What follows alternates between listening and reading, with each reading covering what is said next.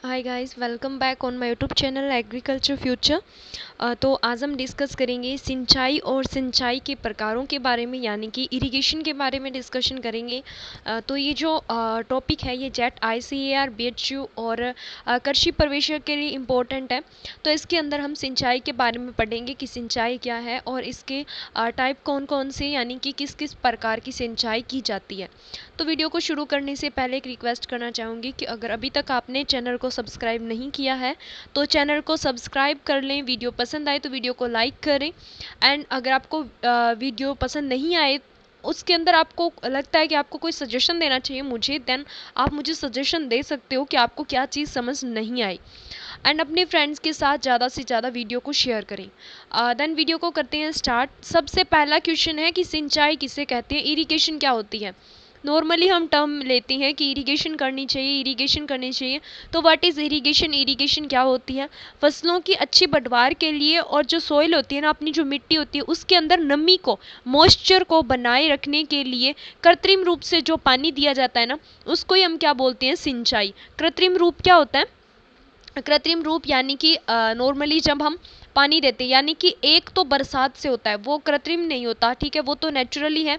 और अब ये बोल रहा है कि कृत्रिम रूप से, अब जब हम पानी देते हैं नहरों से, तालाबों से, तो वो क्या होता है, कृत्रिम रूप से पानी दिया जाता है फसलों को, ठीक है।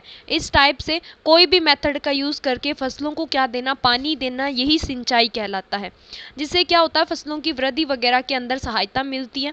उसके बाद में क्वेश्चन बनता है शेड्यूलिंग ऑफ इरिगेशन, यानी कि सिंचाई कब करनी चाहिए। ये चीज़ भी तो इम्पोर्टेंट है ना, अपने को पता ही नहीं है कि सिंचाई करनी कब है तो कोई वो फ़ायदे वाली बात नहीं है। अब वो बोल रहा है कि सिंचाई कब करेंगे, तो पौधे के आधार पर अलग अलग बेसिस पे की जाती है, अलग अलग आधार चेक करेंगे, अलग अलग स्थिति के आधार पर पौधों की।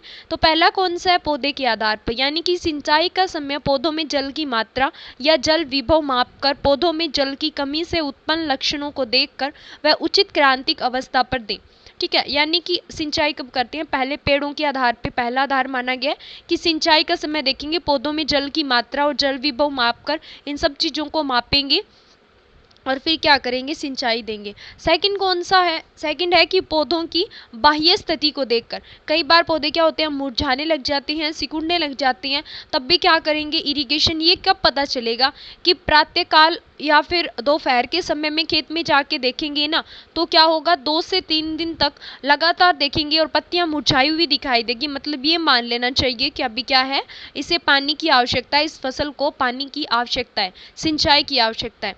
उसके बाद में पौधों की पत्तियों में जल मात्रा या जल विभव, उसके आधार पे कि पौधों की पत्तियों में जल की मात्रा कितनी है, जल विभव कितना है, उसके आधार पर। और नेक्स्ट क्या है, पत्तियों का तापमान माप कर, ठीक है, पत्तियां जो होती है ना उनका तापमान माप कर। तो पत्तियों की जो पर्णरंध्र, जिन्हें हम स्टोमेटा बोलते हैं ना, उनका बंद होना या फिर पूरी तरह से बंद हो जाना या फिर थोड़ा खुला रहना, जिससे क्या होता है, वाष्पन के अंदर कमी हो जाती है, ठीक है। तो इन सब चीज़ों को भी मापा जाता है।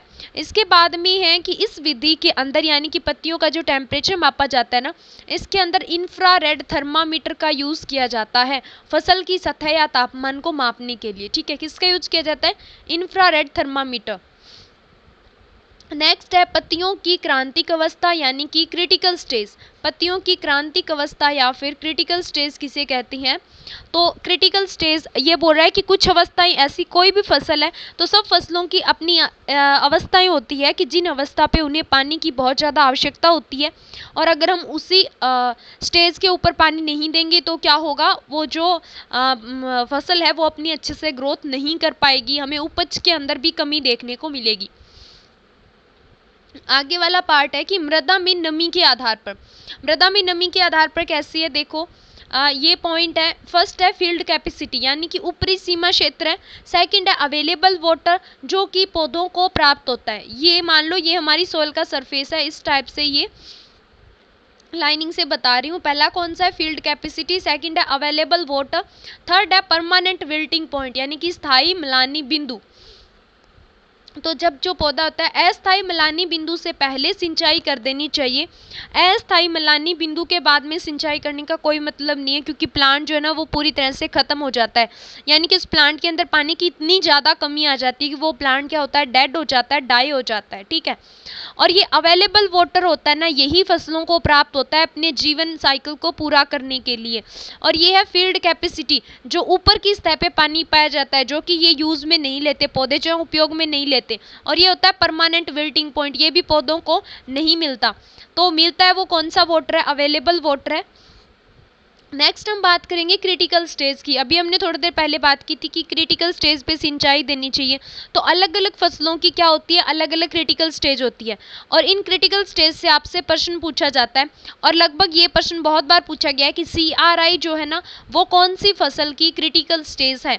तो कौन सी फसल की है, फर्स्ट है गेहूँ जिसे शीर्ष जड़ निकलना, ठीक है, यानी कि क्राउन रूट इनिटिएशन जिसे बोलती हैं, इनिशिएशन जिसे बोलते हैं। सेकंड है कल्ले फूटना यानी कि लेट टिलरिंग। थर्ड है गांठ अवस्था यानी कि लेट जॉइंटिंग। उसके बाद में है बालिया निर्माण यानी कि ईयर एमर्जेंस। फिर है दाने की दूधिया अवस्था यानी कि मिल्किंग स्टेज है। फिर है दाने पकने की अवस्था, यानी कि इतनी अवस्थाएं हैं, इतनी क्रिटिकल स्टेज है जिसमें पानी को आवश्यकता, गेहूं को पानी की आवश्यकता होती है। ठीक है, फिर हम ज्वार की बात कर लेते हैं। तो बुवाई के 30 दिन बाद में देना चाहिए पहली इरिगेशन तो, और दूसरी कब देंगे, दाने बनते समय। अलसी, चना और सरसों, इन तीनों की अगर हम बात करें तो तीनों की है फूल आने से पहले और फलियां बनते समय। ठीक है, आलू की अगर हम बात करें तो अंकुरण के समय देना चाहिए एक तो, और दूसरा कब देंगे, कंद बनने की प्रारंभिक समय, जब कंद बन रहा होगा ना उस टाइम। फिर बात करते हैं गन्ने की। गन्ने में कब देते हैं, एक तो अंकुरण के समय, एक कल्ले निकलते समय, और एक बढ़वार के समय। कपास की बात करें तो डोडे वाली शाखाएं बनते समय, और फिर फूल आते समय और डोडे बनते समय। मूंगफली की बात करें तो सुइयां बनने से मूंगफली बनना शुरू होने तक। और धान की बात करें तो कल्ले निकलते समय, या फिर फूल आने से पहले, या फूल बनते समय।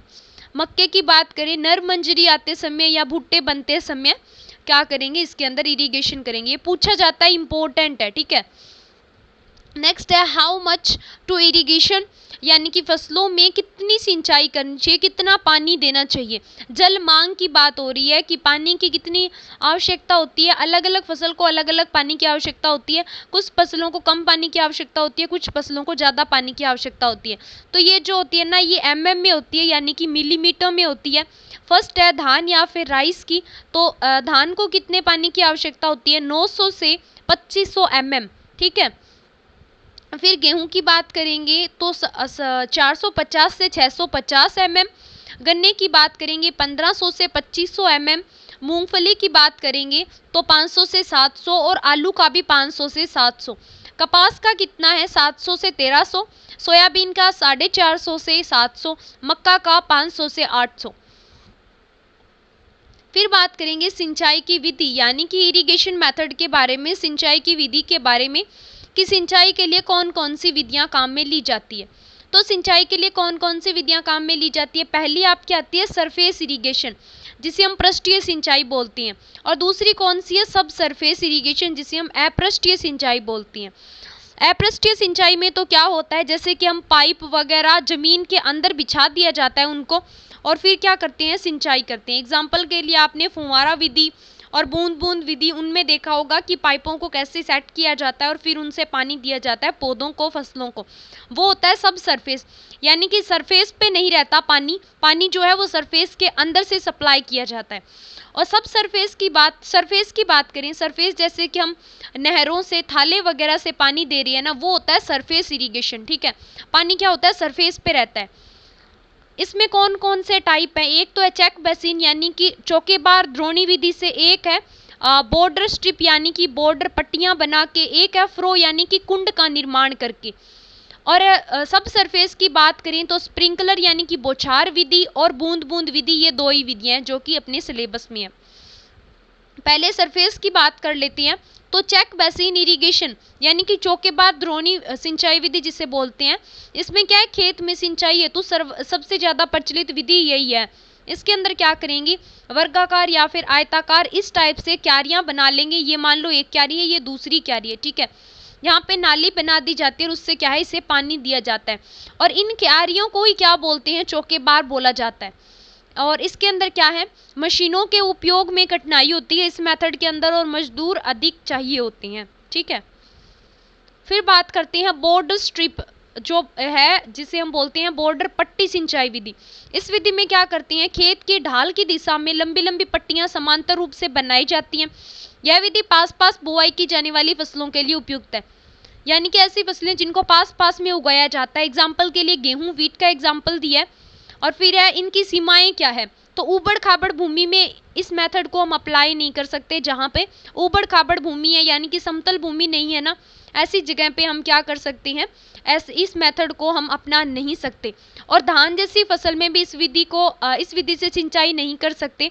और यदि फसल का यदि जल प्रवाह और मात्रा कम हो तो इस विधि से सिंचाई संभव नहीं है, यानी कि जो जल की गति है वो कम होगी, जल प्रवाह यानी जल अगर कम होगा तो उसकी स्पीड नहीं बनेगी, जिससे क्या होगा, वो ढलान से नीचे नहीं आ पाएगा।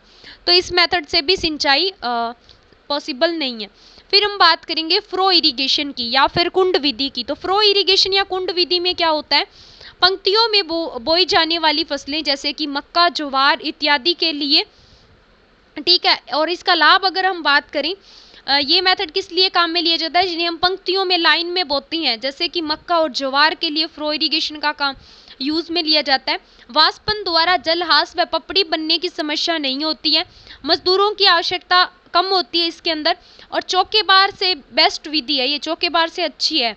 ये देखो इस टाइप से इसके अंदर क्या है, फ्रो बनाई जाती हैं, ये देखो। और फिर इसमें क्या है, फसलों के अंदर पानी दिया जाता है, इसे बोलते हैं फ्रो मेथड। ठीक है, नेक्स्ट है सब सरफेस इरिगेशन। अब सब सरफेस या अपृष्ठीय में क्या होता है, मैंने आपको स्टार्टिंग में ही बताया था कि पाइप वगैरह को जमीन के अंदर में बिछा दिया जाता है और फिर उसकी सहायता से पानी दिया जाता है फसलों को। इसमें कई जगह जहाँ पर भूमि की स्थलाकृति इत्यादि सही नहीं होती है ना, उस भूमि के तो उसमें क्या करते हैं, भूमि के नीचे पाइप इत्यादि सेट किए जाते हैं और पाइप की सहायता से कृत्रिम रूप से पानी दिया जाता है। एग्जाम्पल के लिए ये देख लो, जमीन के अंदर पाइपों को सेट किया गया है, ठीक है, इसके अंदर सेट किया गया, ये देखो, और इसके अंदर सेट किया गया और इन सभी प्लांट्स को पानी मिलेगा। ये होता है सब सरफेस। दो इसके मेन मेथड हैं, एक है स्प्रिंकलर और एक है ड्रिप। स्प्रिंकलर को तो हम बौछारी विधि बोलते हैं और ड्रिप को क्या बोलते हैं, टपकवा या फिर बूंद बूंद विधि बोला जाता है। बौछारी विधि या स्प्रिंकलर मेथड, इसके अंदर क्या होता है कि पानी जो होता है ना वो बौछार या वर्षा के रूप में गिरता है, ठीक है, जैसे वर्षा आती है ना तो उस टाइप से गिरता है। इसके अंदर मुख्य क्या रहता है, पहले होता है पंप।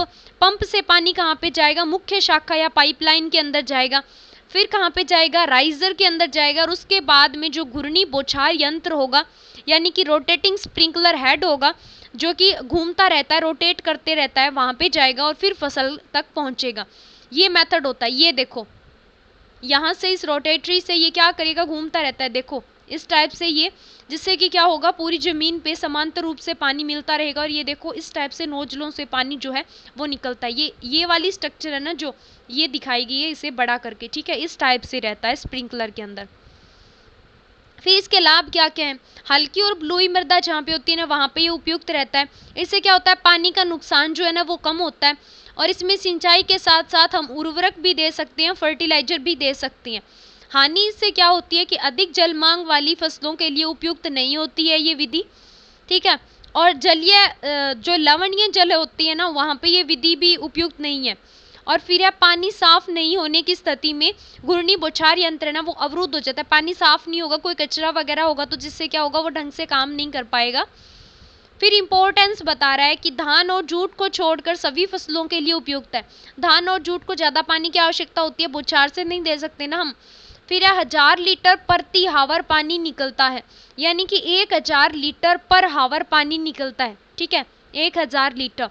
फिर है दाब, यानी कि प्रेशर कितना रहेगा, 2.5 से 4.5 kg पर सेंटीमीटर स्क्वायर रहेगा, ठीक है, दाब रहेगा। और ये याद रखना, ये इंपॉर्टेंट है, पूछा जाता है, 1000 लीटर पानी निकलता है 1 हावर के अंदर स्प्रिंकलर से। फिर है सतही सिंचाई की अपेक्षा 25 से 50% तक पानी की उपयुक्तता होती है, अधिक उपयुक्त होती है। ये चीज़ भी इम्पोर्टेंट है, पूछा जाता है। फिर है चाय, कॉफ़ी, इलायची व बगीचों के लिए उपयुक्त है। इस प्रणाली में सतही सिंचाई की तुलना में 40 से 60% श्रम की यानी कि कार्य की बचत होती है, श्रमिकों की बचत होती है। फिर हम बात करते हैं ड्रिप इरिगेशन की। अब ड्रिप इरिगेशन की बात करते हैं, बूंद बूंद, इसमें बूंद बूंद करके पानी फसलों को दिया जाता है। इसमें पानी की बहुत बचत होती है, बिल्कुल जड़ों के पास में पानी दिया जाता है। तो ये पहला क्वेश्चन ये बनता है कि ये विधि कहाँ पे विकसित की गई, तो इजराइल के अंदर सबसे पहले विकसित की गई थी। फिर था, इस विधि में पानी फसल की जड़ों के पास में बूंद बूंद करके टपकता है। जल की कमी वाले क्षेत्र, ऊबड़ खाबड़ या खड़ी ढलान या वाष्पन द्वारा जलहाश अधिक हो, बलुई मिट्टी इसमें अत्यंत उपयोगी है। और इस विधि में पानी के डिस्चार्ज के लिए इमिटर्स मुख्य घटक हैं। ठीक है, किससे डिस्चार्ज, पानी को कहाँ से छोड़ा जाता है, इमिटर्स या फिर ट्रिंकल्स। ये देखो, ये यहाँ पे है ना, यहाँ से जहाँ से पानी निकलेगा, यहाँ पे एक छोटी सी पाइप थोड़ा सा लगा होता है, यहाँ पे एक स्ट्रक्चर होती है जहाँ से पानी क्या होता है, बिल्कुल प्लांट के पास में छोड़ा जाता है। अब ये बोल रहा है कि 1 से 8 लीटर पर ड्रिपर, यानी कि एक ड्रिपर से, ये वाला है ना, ये एक ड्रिपर है, तो पर ड्रिपर 1 से 8 लीटर पानी निकाला जाता है 1 घंटे के अंदर। वहां पे 1000 लीटर था स्प्रिंकलर के अंदर, यहाँ पे ये 1 से 8 लीटर, तो आप देख सकते हो कितना स्लो पानी निकलता है। दाब कितना रहता है, 1.5 से 2.5 kg पर सेंटीमीटर स्क्वायर। फिर इसमें सतही सिंचाई विधि की अपेक्षा 50 से 70% पानी की बचत होती है। ये चीज इंपॉर्टेंट है, पूछी जाती है कि कितने प्रतिशत पानी की बचत होती है, तो 50 से 70%। इस विधि में उर्वरक भी दे सकते हैं, रासायनिक पोषक तत्वों को पानी के साथ मिलाकर दे सकती हैं। ठीक है, और नेक्स्ट है, यह विधि अधिक दूरी पर उगाई जाने वाली फसलों, बगीचों, नारियल, अंगूर, नींबू वर्गीय, केला, सब्जी, टमाटर, पत्ता गोभी, फूल गोभी, शेडनट, ग्रीन हाउस खेती के लिए बहुत उपयोगी है। उसके बाद में इसकी सीमाएं क्या हैं, श्रमिकों की आवश्यकता होती है। इमीटर का क्षेत्र छोटा होने से मिट्टी के कणों या फिर जीवांश पदार्थों के रेशम लवण के कणों से बंद भी हो सकते हैं। और प्लास्टिक से बनी पार्श्व नलिकाएं जो होती है ना, उनको चूहे या अन्य जीव जो होते हैं ना, वो काट देते हैं और नष्ट कर सकती हैं।